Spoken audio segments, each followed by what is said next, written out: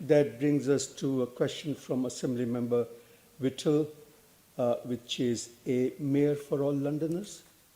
Thank you, Chair. Thank you for your questions, Assembly Member Whittle, and thank you for your work over the past 5 years. You've been a passionate advocate for the issues you feel strongly about, and although we don't see eye to eye on matters of policy, I appreciate the manner in which you've approached the work. Thank you very much, Mr. Mayor. Thank you for those gracious words at the beginning. I've very much enjoyed my time. I would ask you, you say, and you did say very clearly, and it was your running slogan, you're going to be a mayor for all Londoners. Just after you were elected, we had the referendum. And one of the biggest minorities in this capital were people who voted to leave. Over 40% of people voted in London to leave. Do you think that you have been a mayor for them in all of your actions in the years since, in essentially trying to get the referendum negated? I'm not sure that's quite fair, Peter, because initially I accepted the result of the referendum and I said we've got to make it work. What happened was when Theresa May came back with the shoddy deal she did, what I said was this deal is a million miles away from what the Brexiteers promised. And in those circumstances, we should put it back to the public in relation to, is this what they were voting for? But we've left the EU now, the transfer period has ended, and I accept the verdict of the British public, and I want to make it work. And so I'm not keen to look backwards. I want to make Brexit a success for our country because that's where we are. We've got to look backwards, Mr. Mayor, because you were very clear at the beginning, and here we are at the end of a term. You were very clear at the end, you're going to be a mayor for all Londoners. If you were thinking of that 40% of people who voted leave, you had a very funny way of showing it, I would say. Could you take this opportunity, maybe, particularly with the situation in London with vaccine, etc. You once called the EU to me when I asked you a question, your beloved EU. Do you still think it's your beloved EU when you look at the way they've been behaving over the vaccine, the diabolical politics that they have been playing? Do you condemn that? I think it's possible to be a proud European, to be disappointed. I'm a proud European, Mr. Mayor.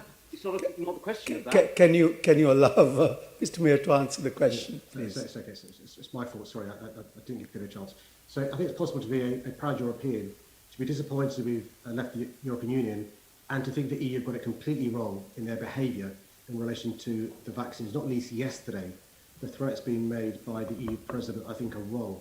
And I think what's important is that we put on record our thanks to those in our country who made the vaccine rollout so successful, not least the Government Minister Nadine Zahawi I spoke to this week. Mr. Mayor, coming just right up today, if you don't want to look backwards, we're coming right up today to your Commission for Diversity in the Public Realm. The latest poll on that shows that 42% of Londoners do not back it. They think it's a bad idea. If you want to be mayor for all Londoners, you should scrap this. It's a terrible idea. Well, I think the most important poll that I'm focused on is the one on May the 6th, once the campaign begins. I'm quite clear, though. I think when I look at the public realm in our city, it doesn't properly reflect the contribution made by diverse Londoners, women, people disabled, black Londoners, Asian minority ethnic Londoners, those from the LGBT plus community, and I'm unclear why you're so frightened I'm not frightened. Public realm that properly reflects our diversity. What are you scared of, Peter? I knew you'd say frightened. It's not a question of that. You are spinning it in a very, very positive way about representation, the implicit thing being that it's in the future. This was born at a time, and you were very clear about it at the time, it's about removal of statues. No. You said it in your press release when you said that London was born of a bygone era, which would indeed be history, Mr. Mayor. The fact is that I have never known people be so demoralised and dismayed by this attack on not just London's heritage, but on Britain's heritage. This is Britain's capital, Mr. Mayor. I mean, it's not... Let Mr. Mayor answer. There are people like you, including you probably, who were unhappy when we put up a statue of a woman in Parliament Square. No, I don't. Parliament didn't come falling down. Parliament's still there.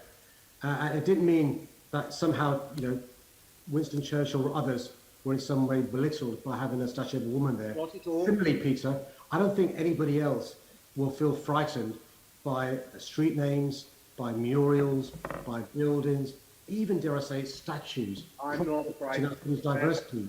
You talked about removing them, and when you originally announced this, it was the height of all of those demonstrations. I think you're kind of wheeling back a little bit on this now. But the fact is that London is Britain's capital. So what happens here and what you have power over to do has resonance and means an awful lot to people around the country. You're talking about this country's history and heritage. You did say about removal of statues, Mr. Mayor, because I remember in the press release, I went over it with a fine-tooth comb. 42% of Londoners do not want this, Mr. Mayor. If you want to be a mayor for Londoners, please scrap it. It's a terrible idea.